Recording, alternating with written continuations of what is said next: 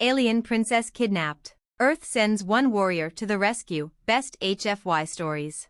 The galaxy was a vast, unforgiving place. From the glowing rings of Alpha Centauri to the desolate expanse of the Hades Belt, danger lurked in every corner. Empires clashed, and species rose and fell like the tide of a never-ending war. But in the midst of this cosmic chaos, one thing remained constant: the unmatched prowess of humanity.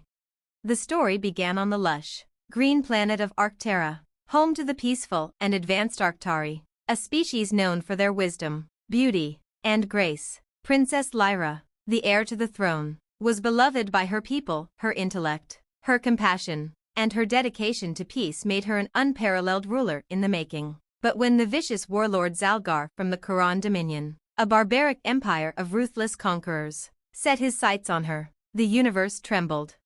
In a raid as swift as it was brutal, Zalgar's forces stormed the palace, kidnapping Princess Lyra and taking her to his warship. Hidden in the dark recesses of space, the Arctari sent out distress signals, but Zalgar was notorious for silencing anyone who stood in his way. Their cries for help were ignored. The galaxy's governments, too concerned with their own agendas, paid little attention. But Earth wasn't like the other empires. Humanity had no grand fleet of starships, no armies of robotic soldiers, no superweapons of mass destruction. What they did have was something far more dangerous: an unyielding spirit, a burning desire to protect the weak, and the mind of a soldier who had been honed by centuries of war. Enter Captain John Hawk Carter. A veteran of countless conflicts, Carter was not a typical soldier. He had been trained in every form of combat imaginable, his body enhanced by cybernetic implants, and his mind sharpened by years of tactical warfare. He was Earth's one-man army, a living legend who had single-handedly turned the tide in many wars. And when Earth received the call from the Arctari, they knew who to send. No one else was as capable of taking down Zalgar's heavily fortified ship and rescuing a princess. No one else was as capable of facing the challenge head-on and overcoming impossible odds. Carter's mission was simple: infiltrate Zalgar's flagship, locate Princess Lyra, and bring her back to Arctera, alive. Simple, but not easy. As his stealth fighter zipped through the void of space, Carter ran his fingers over the old dog tags hanging around his neck, a symbol of the countless missions he had completed. This mission, however, felt different. This wasn't about national borders or political influence. This was about a life, a promise, and a species that needed saving. His craft silently breached the enemy ship's defenses. He had no room for error. Zalgar's soldiers were fierce and savage, known for their brutality. But Carter wasn't concerned. He had been in worse places, faced worse enemies, and Earth's greatest weapon wasn't its technology or firepower, it was its warrior spirit. The interior of the warship was a labyrinth of metal corridors, lit by flickering crimson lights. The walls were adorned with the scars of countless battles. It was a fortress, a place designed to break the will of any who dared challenge it. But Carter wasn't here to break. He was here to win. With a practiced calm, he slipped into the heart of the ship, taking down guards with deadly efficiency. Each step forward was a silent declaration of war. The few who saw him never had the chance to cry out. They fell swiftly, and without mercy.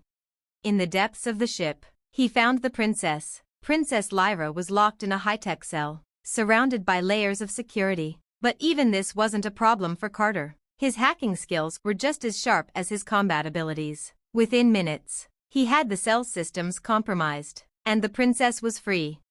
Lyra was unlike anything he had expected. Tall and regal, with long silver hair and eyes that glowed with a wisdom far beyond her years. She was a figure of grace, but Carter knew that grace had little to do with survival in a place like this. "Captain Carter?" she asked, her voice soft but with an edge of determination. "That's me," Carter said with a quick grin. "Ready to get out of here?" She nodded, a fierce fire kindling in her eyes. "I was born ready."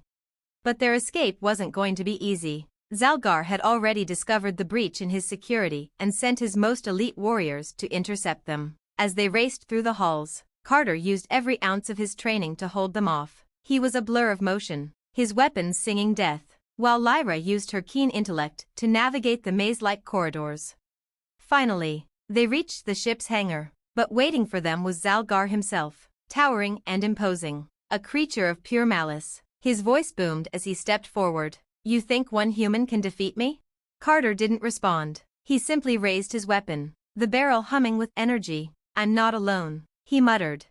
With a roar, Zalgar charged, his monstrous form like a storm bearing down on them. But Carter was already in motion. He dodged, rolled, and fired in perfect synchrony. The battle was fierce, brutal, but the difference in their skill was undeniable. With one final, precise shot, Carter brought Zalgar to his knees. The warlord was defeated, but the mission wasn't over yet. Carter and Lyra made their way to the hangar bay, where the only escape route was waiting. Carter's fighter, parked among the wreckage of the Quran warships. As they lifted off, Lyra turned to Carter, her eyes wide with awe. You're incredible. How did you do it?" Carter smirked, wiping blood from his face. "I'm just a human, and we're a stubborn bunch." Back on Arctera, the princess was hailed as a hero. The Arctari were forever grateful for her safe return. But Lyra knew that her rescue wasn't just due to her own strength, it was due to the courage, skill, and sheer willpower of one human warrior who had risked everything to save her. Humanity was not just a species of survival, they were a species of fighters, and that was something no empire, no matter how powerful, could ever take away. And Captain John Hawk Carter? He simply smiled, knowing that this was just another victory in a long line of many. For as long as there were battles to fight, humanity would always stand ready to defend the weak, protect the innocent, and prove that no matter the odds, Earth's warriors would never back down. Alien Princess Kidnapped. Earth Sends One Warrior to the Rescue, Part 2. The days following Princess Lyra's rescue were filled with celebration and relief. Arctera, a planet that had long prided itself on diplomacy and peace, had found an unexpected savior in humanity. News of Captain John Hawk Carter's actions spread quickly throughout the galaxy, becoming the stuff of legend. His mission wasn't just about saving a princess, it was a powerful statement to all the hostile empires who sought to oppress the weak. Humanity would not stand idly by. But despite the cheers and the accolades, Carter knew that peace was fleeting. The Quran Dominion wouldn't forget this defeat. Zalgar may have fallen, but his empire was vast, and his thirst for vengeance was insatiable. There would be consequences. Carter couldn't let his guard down, not yet. The calm after the storm didn't last long. A few weeks later, Earth received an encrypted message from the Arctari. It was an urgent distress signal. "We have received word of an impending Quran counterattack. Zalgar's forces are massing near the Zeta system, and it seems that the Quran are preparing to launch an invasion of Arctera. They are calling it the Reckoning. We are unsure how long we can hold." The message was clear. Earth had one choice. Carter was once again summoned, but this time, he wouldn't be going alone. Earth's allies in the Interstellar Defense Coalition had recognized the growing threat and pledged their support. Carter, however, wasn't one to rely on others in a fight like this. He was going to make sure that, whatever happened, Arctera would remain safe. "We'll hit them hard and fast," Carter said in a brief strategy session with Earth's leadership. "No delays, no negotiations. We need to cripple the Quran fleet before they can launch a full-scale assault." The mission was clear: strike at the heart of the Quran Armada before they could take Arctera, and, if possible, end the Quran Dominion's threat once and for all. But this time, there was more at stake than a single rescue. Carter wasn't just saving a life, he was fighting for the survival of an entire world. And this time, Zalgar's forces would be more prepared. The Zeta System. The Zeta System was a critical strategic location, a nexus for trade and military traffic. It held a crucial position between the Quran Dominion and the Arctari. As Earth's fleet emerged from hyperspace, Carter's pulse quickened. They were too late. The Quran had already begun their invasion. Thousands of Quran warships blotted out the stars, forming an impenetrable blockade around the system's inner planets. The Arctari fleet was severely outnumbered, with only a fraction of their ships able to engage. This wasn't just a battle, it was a massacre in the making. Captain Carter's stealth fighter, the Raven, was one of Earth's most advanced ships, equipped with cloaking technology and heavy weaponry capable of piercing the toughest armor. He was the tip of the spear, a singular force of nature aimed at taking down the Quran warships one by one. "Prepare for engagement." Carter's voice was steady over the calm. "This is it. We strike first. No hesitations." His orders were clear: no distractions, no retreat. The mission was all or nothing. The fight that followed was nothing short of a symphony of destruction. Carter's ship danced through the battlefield, his advanced targeting systems slicing through Quran warships like a hot knife through butter. His strategy was simple: create chaos, disrupt their lines, and let the rest of the fleet do the cleanup. But as the battle raged, the Quran retaliated with brutal force. Massive energy blasts streaked through space, and swarms of Quran fighters attacked with reckless abandon. Carter was everywhere, fighting with lethal precision, ensuring that every shot counted. In the midst of the chaos, Princess Lyra had joined the battle. While she wasn't a warrior by birth, she was Arctera's future, and she knew how to command. Her ship, a sleek vessel designed for both defense and diplomacy, was now armed and ready for the fight. She wasn't just the princess anymore, she was a leader. "Carter, I'm heading for their flagship," she transmitted over the comms. "We can't just win this battle. We need to end the war." Carter's eyes narrowed as he saw her trajectory. The flagship, the Fury of Kor, was the heart of the Quran fleet, a massive dreadnought capable of laying waste to entire worlds. If they could take that ship down, they could cripple the Quran forces and bring an end to the conflict. But it was a suicide mission, one that even Carter might not survive. "Lyra, you're not ready for that," he barked. "It's too dangerous." But the princess was already committed. She wasn't about to let the fate of her people fall to someone else. "I've learned from the best," she said, her voice calm despite the terror of the situation. "I'll hold them off. You finish what we started." Carter clenched his jaw, knowing there was no stopping her once she'd made up her mind. "Stay alive, Princess, that's an order." The final assault. The battle reached its climax as Carter and Lyra, with their fleets closing in on the Fury of Kor, launched a final assault. The enemy flagship towered before them, a monolithic fortress of firepower. It was a near impossible task to breach its defenses, but Carter had a plan. With his cloaked ship, Carter sneaked close enough to disable the flagship's outer defense grids. Meanwhile, Lyra's ship provided a crucial distraction, drawing Quran fighters away from Carter's path. In one fell swoop, Carter launched a devastating missile barrage aimed directly at the flagship's weak spots, the engines and weapons array. The explosions were deafening. The Fury of Kor was severely crippled, but it wasn't enough to completely neutralize it. Carter wasn't finished yet. With a combination of speed, precision, and sheer willpower, he boarded the flagship. The Quran soldiers that tried to stop him were cut down in seconds, their lives snuffed out by the unstoppable force of a human warrior on a mission. Inside, Carter found Zalgar himself, bloodied but furious, leading the last defense of his fleet. The two faced each other, surrounded by the wreckage of what was once the pride of the Quran Dominion. Zalgar sneered, "You think you've won, human? This will only be a temporary setback. My empire will never fall." Carter's expression hardened as he leveled his weapon. "This is where it ends, warlord." With one final shot, Carter sent Zalgar crashing to the floor, ending the reign of the Quran Dominion. Aftermath. The battle was over. The Quran fleet was shattered, their forces in disarray. Arctera was safe, but the galaxy would never forget the day when one human warrior, with his indomitable spirit and will to fight, saved an entire civilization. Back on Arctera, Princess Lyra stood before Carter, her gaze filled with respect. "You were right," she said, a hint of a smile playing at the corner of her lips. "You are incredible." Carter grinned back, wiping his brow. "I'm just a human, Princess. We're a stubborn bunch." And with that, Captain John Hawk Carter, humanity's greatest warrior, vanished into the stars once more. Because in a universe filled with war and chaos, there was always one thing that Earth could rely on: a single warrior ready to fight for what was right. And that warrior would never stop fighting. Alien Princess Kidnapped. Earth Sends One Warrior to the Rescue, Part 3.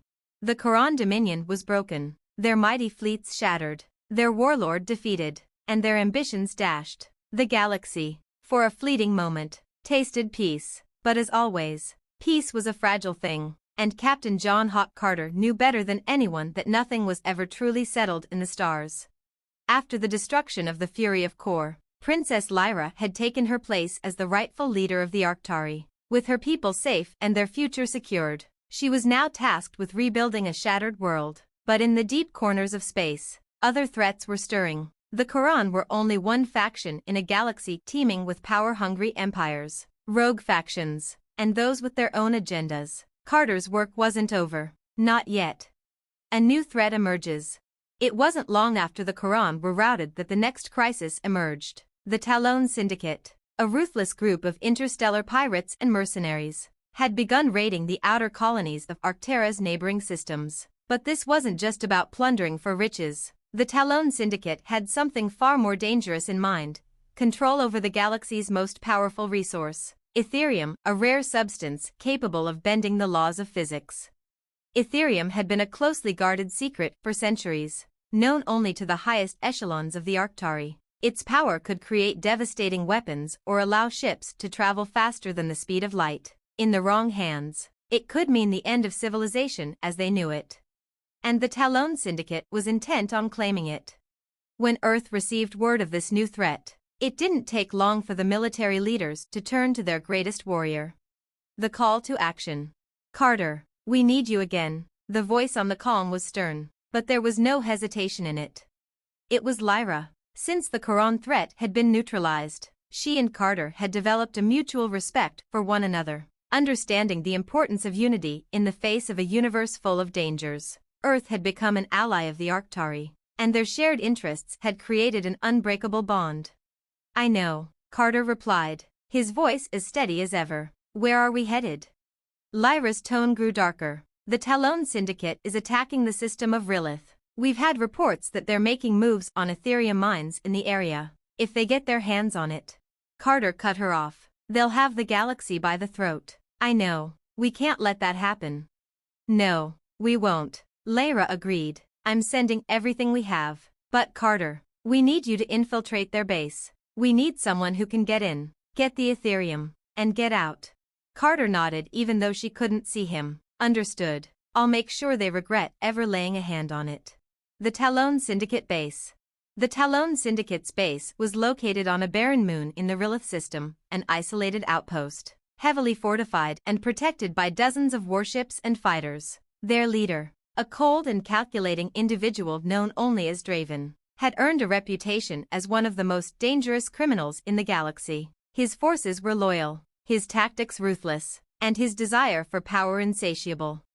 Carter, however, had faced far worse. With his elite training and a ship equipped with the latest stealth technology, he was the perfect candidate for this mission. The Raven, his custom-built stealth fighter, slipped into the Rilith system unnoticed, cloaked and silent, with his sensors calibrated to detect the faintest of energy signatures. Carter carefully navigated past the enemy's outer defenses, his every move calculated to avoid detection. As he approached the moon's surface, Carter prepared to make the most dangerous part of the mission, landing undetected. The Syndicate's base was heavily shielded, and any attempt at a full-scale assault would be suicide. Stealth was his only option. Landing in a hidden ravine, Carter activated his personal cloaking device and moved toward the entrance of the Talon Syndicate's base. The perimeter was guarded by heavily armed mercenaries, but Carter was as silent as a shadow, dispatching them one by one without leaving a trace. The mission was simple: get to the Etherium stockpile, retrieve it, and escape before the Syndicate realized he was there. As he moved deeper into the base, the walls seemed to close in on him. He could hear the hum of machines, the distant echoes of voices, and the oppressive weight of the Syndicate's operations. Every step brought him closer to the heart of their operation, and the Etherium that could either save or doom the galaxy. But just as he was nearing his target, something unexpected happened. A dangerous encounter. Carter was on the final stretch to the Etherium vault when he felt a shift in the air. The hairs on the back of his neck stood up. He wasn't alone. Emerging from the shadows, a tall, imposing figure stepped into his path. It was Draven himself, the leader of the Talon Syndicate. His eyes were cold, calculating, unlike anything Carter had ever faced before. "I knew you'd come for it," Draven said, his voice a low growl. "Humans are predictable, always thinking you can solve everything with force." Carter's hand hovered over his weapon, but he didn't draw it. He had learned that in situations like this, it was better to talk first. "You don't know what you're dealing with, Draven. Etherium isn't just a tool for power. It's a weapon, one you can't control. Draven laughed. A bitter, dry sound. I've controlled empires. Carter. Ethereum is just another stepping stone. And you're too late. My forces have already launched an attack on the Arctari colonies. By the time you get back, it'll be too late to stop me. The realization hit Carter like a punch to the gut. The Talon Syndicate wasn't just after Ethereum, they were using it to fuel an invasion of the entire Arctari network. And with his resources limited, Carter had no choice but to fight. The two men clashed, their movements a blur of violence. Draven was a skilled fighter, but Carter was faster, more precise. Every punch, every strike, was calculated for maximum effect. But Draven wasn't just a warrior, he was a strategist, using the terrain to his advantage. Carter knew he couldn't take him down alone. With the Ethereum just within reach, he needed backup. Lyra, he grunted over the comms, fighting off another strike. I need fire support. Now. The final strike. The battle was fierce, but Carter was not about to let the galaxy fall into the hands of a madman. As Lyra's fleet arrived, sending waves of fire at the Syndicate's outer defenses, Carter used the momentary distraction to land the final blow on Draven, sending him crashing to the ground. The base began to shake as the explosion from the Syndicate's remaining power core erupted, signaling the beginning of the end for the Talon Syndicate's operations. Lyra's voice crackled over the comms. Carter, get to the Ethereum now. In one final burst of speed, Carter made his way to the vault, securing the Ethereum crystals. As he made his escape, the base collapsed behind him, its dark heart finally extinguished. A new beginning. Back on Arctera, the Ethereum was safely secured, and the Talon Syndicate's reign of terror was over. But the galaxy was far from peaceful. There would always be new threats, new challenges. Carter and Lyra stood together, looking out at the stars, knowing that their work was never truly done. You're more than just a warrior, Carter, Lyra said, a rare smile tugging at her lips. You're a symbol of everything we stand for. Carter's lips curled into a grin, but there was a glint of determination in his eyes. I'm just a human, and as long as there's a fight to be won, I'll be there. And with that, the galaxy knew, as long as humanity stood, there would always be one warrior willing to fight for the galaxy's future. Alien Princess Kidnapped. Earth sends one warrior to the rescue, Part 4. The galaxy was still reeling from the aftermath of the Talon Syndicate's defeat, but the danger had not yet passed. While Captain John Hawk Carter had struck down one foe, his victories had made him a symbol, and such symbols often attracted more enemies. And though the Syndicate had fallen, its chaos had created ripples throughout the universe that would take much more than a single warrior to quell. On the peaceful world of Iridia, a mysterious power had begun to rise, a dark force unlike anything Carter had encountered before, one that promised to reshape the galaxy, not with weapons or fleets, but with manipulation and subversion. The Shadow in the Stars. Iridia, a lush world filled with forests and sparkling oceans, had long been a center of trade and culture, but when the strange power known as the Veil began to take root, its once peaceful landscape became a breeding ground for political intrigue. Leaders were falling under strange influences. The citizens of Iridia, once full of hope and creativity, began to experience a wave of collective paranoia and fear. Whispers of a shadowy figure, the puppeteer, spread like wildfire. The puppeteer was no ordinary criminal. This individual, or perhaps a group, no one could say, had a unique ability. They could manipulate people's thoughts, bend them to their will, and soon, entire factions on Iridia began to act in ways that made no logical sense. Old alliances were shattered, and new, dangerous ones were formed, all under the shadow of the Veil. Lyra, now the leader of the Arctari, had worked tirelessly to rebuild her people's strength. She had known peace only briefly, and already the galaxy seemed to be spiraling into chaos again. In desperation, she reached out to the one person who had never failed them before. The call for help. The communication arrived late one evening. Lyra's face appeared on the screen of Carter's ship, her expression solemn. Carter, I need you again. Her voice was strained with the weight of responsibility. Iridia is in crisis. The puppeteer, whoever they are, has taken control of key leaders and is trying to destabilize the entire sector. If they succeed, It could mean the end of diplomacy and the rise of a galaxy ruled by manipulation and fear. Carter listened carefully, already scanning the information she sent. Sounds like mind games, not war. He paused. I've dealt with worse. Lyra sighed. I've sent teams, but they've all been twisted against us. This enemy is more dangerous than anything we've faced.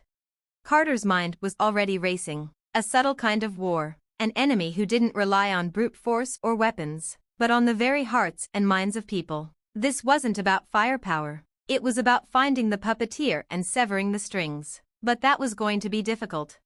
I'll go in, Carter finally said. I'll find the puppeteer and make sure they can never hurt anyone again. The infiltration of Iridia. Iridia's capital city, Elysium, was a magnificent sight, a sprawling metropolis where towering spires of glass and steel touched the skies. But beneath its shining surface, something dark had begun to fester. Streets once full of laughter now echoed with silence. The usual hum of commerce and peace had been replaced by a sense of unease, as though the entire city was being held under a suffocating spell. Carter arrived in his Raven, cloaked once again to avoid detection. He knew that the moment he set foot on Iridia, his every move would be watched. The puppeteer's influence reached far and wide, and even the people who seemed most trustworthy could be enemies in disguise. As he made his way to the heart of the city, Carter kept his senses sharp, scanning for any signs of the puppeteer's manipulation. But all was quiet, too quiet. The streets, once bustling with activity, now seemed abandoned. It was a ghost town, a society slowly withering under unseen control. He entered a local tavern to gather information, speaking to a few locals who still seemed unaffected. As soon as he walked in, he felt it, the faint pull of an influence, like a web of invisible strings in the air. His instincts told him that this wasn't just a matter of force, it was a mental game, a fight for control. Looking for something, stranger? A woman's voice broke through his thoughts. She was standing behind the bar, her eyes cold and calculating. Carter didn't waste time. I'm looking for someone, the puppeteer. The woman's lips curled into a smile, one that didn't reach her eyes. Everyone's looking for them, aren't they? But you're too late. Without warning, Carter's mind flashed, images of the woman flickered in his thoughts, distorted and strange. He wasn't sure what was happening, but he knew that she wasn't who she appeared to be. Suddenly, the walls seemed to close in, his senses dulled, and the tavern around him shifted. His hand instinctively went to his blaster, but his body felt heavier, slower. He was being manipulated. But Carter wasn't just anyone. He had trained his mind for years to resist influence, and with a deep, steady breath, he broke free. The web of control snapped away like a thread. The woman gasped, her facade shattering, revealing her true form. The puppeteer's influence had almost taken him, almost. You're the one, aren't you? Carter said, his voice low and dangerous. The woman, or rather, the puppeteer's agent, sneered. You can resist for now, human, but you're walking into a trap. Iridia will fall, and so will your precious allies. Before she could speak further, Carter's hand shot out, grabbing her wrist and disabling her with a swift strike. The woman slumped unconscious. He had a lead now.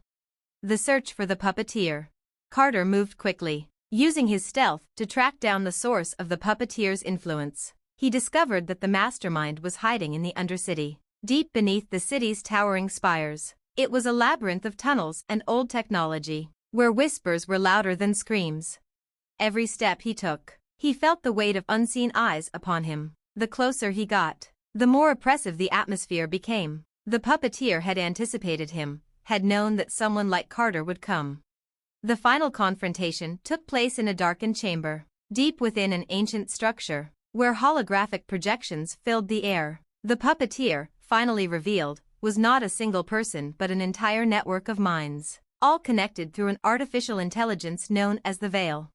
You've come too far, human. The puppeteer's voice echoed from every direction. You cannot stop what is already in motion. We control everything. You are nothing but a fleeting shadow.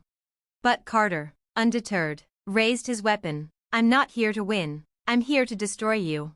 With a single, focused shot, Carter targeted the heart of the Veil's system. Sparks erupted from the central node, and the influence that had gripped the city began to dissolve. The puppeteer's network began to collapse. The connections shattered. The city of Elysium, freed from its mental chains, slowly began to breathe again. Aftermath. The puppeteer had been defeated, but the victory was bittersweet. The damage done to Iridia was immense, and it would take time to heal. However, Carter's actions had once again proven that even in the darkest corners of the galaxy, there would always be those willing to fight for freedom. Lyra's voice came through on the calm, relieved yet still filled with determination. "You've done it again, Carter. Iridia is free. The puppeteer's control is broken." Carter looked out over the city, the rising sun casting a warm glow over the now peaceful streets. "I just do what I can, Princess, one fight at a time." Alien Princess Kidnapped. Earth sends one warrior to the rescue, Part 5. The galaxy never rested. Even after Carter's victory against the puppeteer, the peace was fleeting. Lyra, the Arctari princess, had secured her people's future by rooting out the last traces of the shadow that had gripped Iridia. But she knew the true danger always loomed just beyond the stars. She was not naive enough to believe that her people would be left untouched forever. A new crisis was always waiting to rise. On the edge of known space, in the Zalax Nebula, a new threat had begun to grow. Something that no one expected, something that, until recently, no one believed could exist. The Zalax Nebula. The Zalax Nebula was a vast, swirling cloud of gas and dust, filled with strange anomalies and unusual gravitational forces. It was a place that most starships avoided, a region of space filled with mysteries that even the bravest explorers dared not approach. But for those with the right technology, it was a hidden treasure trove of ancient artifacts, long-forgotten relics, and resources of untold power. In the heart of the nebula, however, something far more dangerous than riches was awakening. A faction known only as the Elders had long been rumored to live in the depths of the Zalax Nebula. Ancient beings, rumored to be older than the known civilizations of the galaxy. The Elders were thought to have transcended their physical forms and evolved into something far more sinister, an intelligence that could manipulate time and space. The rumors were true. The Elders had begun to stir once more, and they had set their sights on the Arctari. Their motives were unknown, but the effects of their influence were already being felt. The first contact. It began with a strange message, transmitted on frequencies that no one had seen in centuries. The Arctari had intercepted it first, and Lyra, recognizing the message as a warning, immediately called upon her most trusted ally. "Carter." Lyra's voice came through the calm, more urgent than he had ever heard before. "The Elders are real, and they're coming. I need you to come to Iridia." Carter had learned by now that when Lyra called, it was never for something trivial. He knew this time would be no different. "I'm on my way," he replied, without hesitation. The journey to Iridia. Carter's ship, the Raven, streaked through space, its sleek design cutting through the darkness like a shadow. His mission was clear: find out what the Elders wanted and stop them before they could execute whatever plan they had devised. The galaxy couldn't afford another war, not after everything that had already been sacrificed. As he entered the Iridia system, he saw the first signs of what was to come. The stars themselves seemed to dim, and strange ripples of energy distorted the space around him. The nebula was close now, and its influence was already beginning to stretch its tendrils toward the heart of civilization. Lyra's face appeared on his comm screen once again. "We've received more transmissions. The Elders are offering us a choice: submit, or face extinction." Carter's jaw clenched. Submit? To what? Lyra's eyes darkened. "We don't know. All we have is a cryptic message. But one thing is clear: they have the power to destroy us." Carter paused for a moment, his gaze shifting to the distant stars. "Then we won't submit. We'll fight. But first, we need to understand them. I'm heading to the heart of the nebula. There's no other way to get answers." The Elders' domain. Navigating the Zalax Nebula was not for the faint of heart. The gravitational anomalies, the swirling energy fields, and the unknown hazards of the region were enough to destroy even the most experienced pilots. But Carter was no ordinary pilot. He had faced impossible odds before and had survived to tell the tale. As the Raven approached the heart of the nebula, the space around him began to distort further. Time itself seemed to warp in strange, unpredictable ways. One moment, the ship was surrounded by pitch-black space, and the next, It was bathed in a glow that wasn't quite light and wasn't quite darkness. The feeling was unsettling, as though the very fabric of reality was being bent and twisted by an unseen force. Suddenly, his comms crackled, and a voice filled the cockpit, a voice that sent a chill down his spine. "Carter, you are expected." The voice was ancient, deep, and somehow echoed in his mind as well as through his ship's speakers. It was a voice that sounded like it came from the very edges of time itself. Before Carter could respond, his sensors detected a massive energy signature in front of him, a ship, far larger than anything he had ever encountered. Its hull seemed to shimmer with a strange energy, and its presence distorted space around it. The ship was not of this galaxy. It was something ancient, something alien beyond comprehension. The first encounter. Carter's ship was drawn into the pull of the massive vessel, unable to resist the strange gravitational forces. His ship was held in a tractor beam as he was pulled closer to the mysterious craft. He knew that there was no turning back now.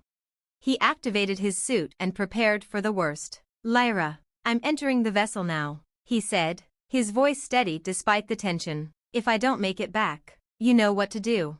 Lyra's voice came through with quiet resolve. "You'll make it, Carter, you always do."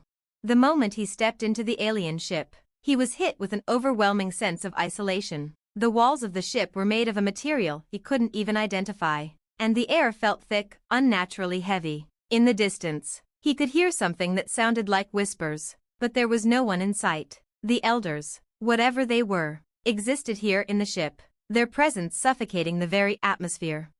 Suddenly, a figure appeared before him. It was tall, humanoid in shape, but with elongated limbs and features that defied description. Its skin was translucent, almost ghostly, and its eyes glowed with an eerie, otherworldly light.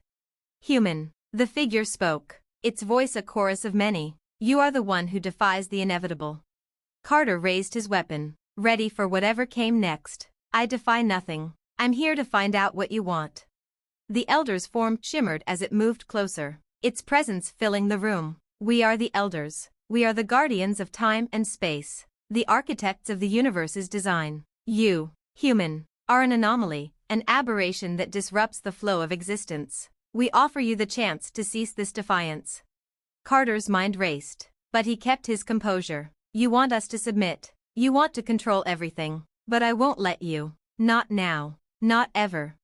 The elder paused, its eyes narrowing. "Then you will force us to end your existence. You cannot stand against us. We are beyond your comprehension." Without warning, the elder's form dissolved into a blur of energy, and the ship around Carter seemed to come alive, reacting to the elder's power. It was clear that this was no ordinary confrontation. The very fabric of reality was bending around them, and Carter was caught in the midst of it. But Carter wasn't just a warrior. He was human, and humanity was known for one thing above all, the ability to adapt and overcome the impossible.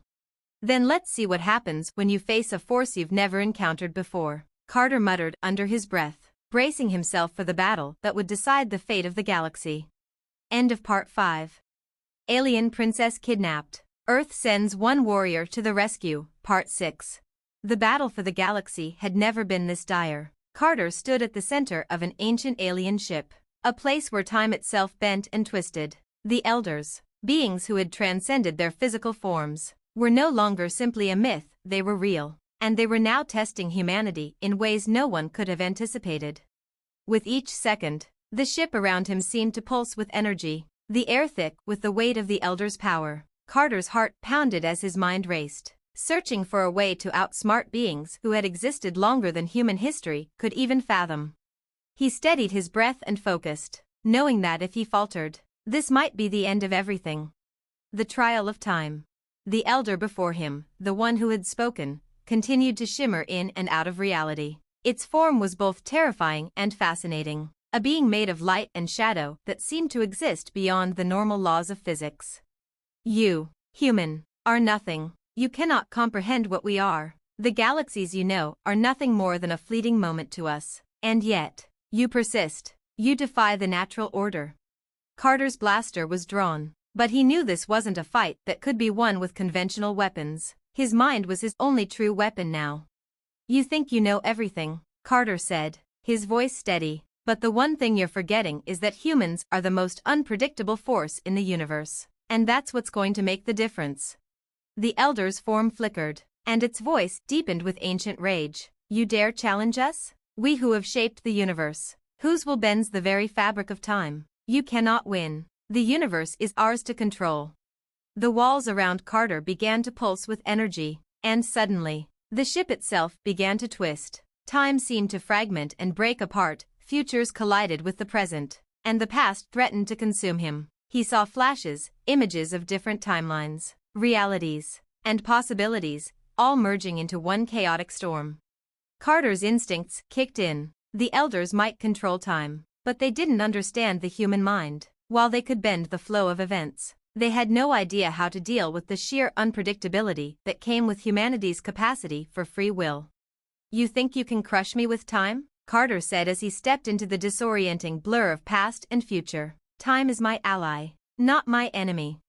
The moment the words left his lips, everything shifted. The visions of fractured time that had threatened to consume him suddenly became clear, and Carter used them to his advantage. He knew the elders had underestimated him.